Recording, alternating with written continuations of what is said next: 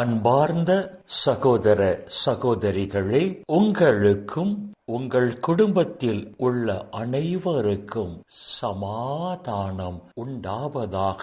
ஆமேன். அன்பார்ந்த சகோதர சகோதரிகளே, இன்றைய நாளின் தியானத்திற்காக நாம் எடுத்துக்கொண்ட இறை வார்த்தை புனித பவுல் கொரிந்தியருக்கு எழுதிய 2ஆம் திருமுகம் 11ஆம் அதிகாரம் 28வது இறை வார்த்தை. இவை தவிர எல்லா திருச்சபைகளையும் பற்றிய கவலை எனக்கு அன்றாட சுமையாய் இருந்தது என்று புனித பவுல் இங்கு எழுதுகிறார். என் உடலில் ஏற்பட்ட காயங்களை விட எல்லா திரு சபையையும் குறித்த கவலை என் உள்ளத்தில் தினமும் பெரும் சுமையாக இருக்கிறது என்று புனித பவுல் இந்த இறை வார்த்தைகளில் குறிப்பிட்டு சொல்லுகிறார். புனித பவுலின் இந்த இறை வார்த்தைகள் புனித பவுலுக்குள் இருந்த மிகுதியான ஆத்தும தாகத்தை, ஆத்தும பாரத்தை நமக்கு தெளிவாக எடுத்து சொல்லுகிறது.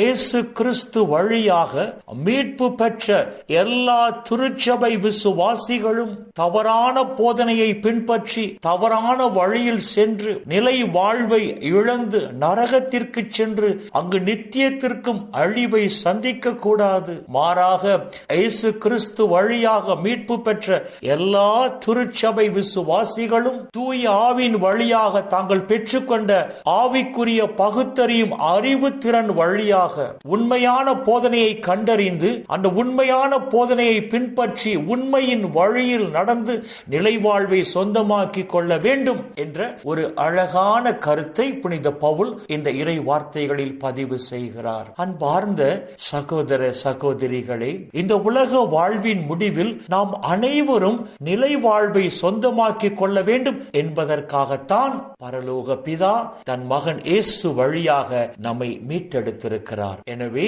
இயேசு கிறிஸ்து வழியாக மீட்பு பெற்ற நாம் அனைவரும் தூய ஆவின் வழியாக நமக்கு தரப்பட்ட ஆவிக்குரிய பகுத்தறியும் அறிவு திறன் வழியாக உண்மையான போதனையை கண்டறிந்து அந்த உண்மையான போதனையை இறுதி வரையிலும் பற்றி கொண்டு உண்மையின் வழியில் நடந்து செல்வோம் என்று சொன்னால், ஒளியின் பாதையில் நாம் நடந்து செல்வோம் என்று சொன்னால், பரலோக பிதா இந்த உலகில் மட்டுமல்ல மறு உலகிலும் நம்மை நிறைவாக ஆசீர்வதிப்பார். எனவே இயேசு வழியாக மீட்பு பெற்ற நாம் தூய ஆவியின் வழியாக பெற்றுக்கொண்ட ஆவிக்குரிய பகுத்தறியும் அறிவு திறன் வழியாக உண்மையை கண்டறிவோம், உண்மையின் வழியில் நடந்து செல்வோம், ஒளியின் மக்களாக வாழ்வோம். அப்பொழுது இம்மையிலும் மறுமையிலும் நாம் ஆசி பெற்ற மக்களாக இருப்போம். இந்த இறை சிந்தனைகளோடு நாம் ஜெபத்திற்குள் கடந்து செல்வோம். எங்களை நேசிக்கிற நல்ல பிதாவே, அப்பா, இந்த உலகில் இன்னும் ஒரு நாளை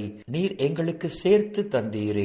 உம்முடைய கிருபைக்கு நன்றி சொல்லுகிறோம். இயேசு கிறிஸ்து வழியாக மீட்பு பெற்ற நாங்கள் தூய ஆவியின் வழியாக எங்களுக்கு தரப்பட்ட ஆவிக்குரிய பகுத்தறியும் அறிவு திறன் வழியாக உண்மையான போதனையை கண்டறிந்து அந்த உண்மையான போதனையை பின்பற்றி வாழும் போதுதான் நிலை வாழ்வை உரிமையாக்கி கொள்ள முடியும் என்று சொல்லி உம்முடைய உயிருள்ள வார்த்தைகள் வாயிலாக எங்களுக்கு எடுத்து சொன்னீரே. அப்பா, உமக்கு நன்றி சொல்லுகிறோம். விண்ணக விருந்தில் பங்கு பெற அழைப்பு பெற்ற நாங்கள் தூய ஆவின் வழியாக பெற்றுக்கொண்ட ஆவிக்குரிய பகுத்தறியும் அறிவு திறன் வழியாக உண்மையான போதனையை கண்டறிந்து அந்த உண்மையான போதனையை பின்பற்றி உண்மையின் வழியில் ஒளியின் பாதையில் நாங்கள் நடந்து வரும்போது, அப்பா, இந்த உலகிலும் தேவரீர் எங்களை ஆசீர்வதித்து இந்த உலக வாழ்வின் முடிவில் நிலை வாழ்வையும் எங்களுக்கு பரிசாக தருவீராக. அப்பா பிதாவே, இந்த